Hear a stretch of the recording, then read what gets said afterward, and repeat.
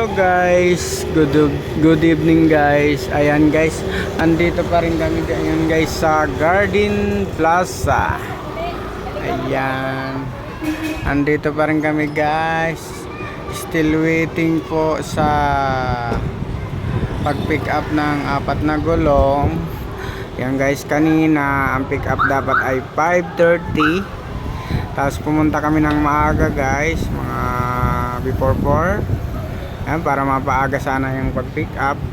Then nagkiusap yung customer sa taga Manila, sa Quezon City, Tandansora, na i-adjust na lang ng 7 o'clock. Ayan. At mabait naman si customer. Sabi niya ni Sir ay kumain na lang ang hapunan, sasagutin niya. Then ayun guys, umabot na nga po ng alas 7.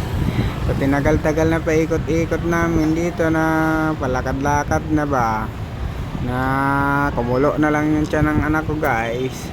Wala pa rin yung customer guys, yung pagpipikapan ko ng 4 na gulong. Then ano siya guys, hindi rin makontak ang kanyang number. Ngayon kinukulit ko yung nagbook, na sabi ko guys na sir, hindi talaga makontak. Ayun, nakiusap naman siya na sabi antayin na lang, wala pa naman 7. Ayun nga guys, na-scam yata to si bossing. Ayan, hanggang ngayon ay hindi pa rin makontak. Ayan, ay nag-down payment na yata siya guys. May mga ganun tao talaga guys. Naalala ko, dito rin ako sa lugar na yun, yung nakuha kong booking na abono 5,000. First time ko pa lang nun guys, siguro mga pangalawang biyahe pa lang ako nun. Yung guys, nag-abono ako, na-scam ako nun guys. Galing akong galing akong Pampanga saka Bulacan. Yung kinita ko guys na 5,000 mahigit, napunta lang sa scammer. Wala nga, hindi na nakonsensya guys, o sadyang wala talagang konsensya yung mga scammer na yan.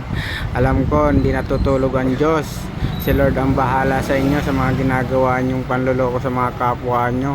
Magtrabaho kayo ng patas, maawa naman kayo, pinaghirapan, pinagpuyatan ng tao yan.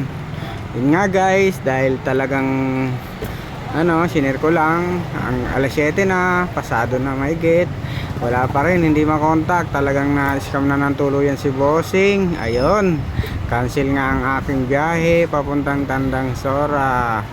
Yan, mag-wait na lang kami ng panibagong booking para makahanap. Ganun talaga ang buhay guys.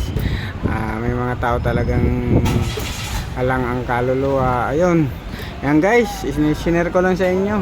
At ang tagal namin dito, alos ilang oras kami dito naghintay para mag-pick up yung magandang gulong. Kawawa naman si customer. Alam ko sobra-sobra pa ang babalik sa iyo bossing. Magtiwala ka lang sa itaas, manalig ka lang. Yung mga manluloko na yan, hindi yan magtatagal at kakarmahin din yan. Ayan guys, thank you for watching sa inyong lahat. Hanggang dito lang aking video.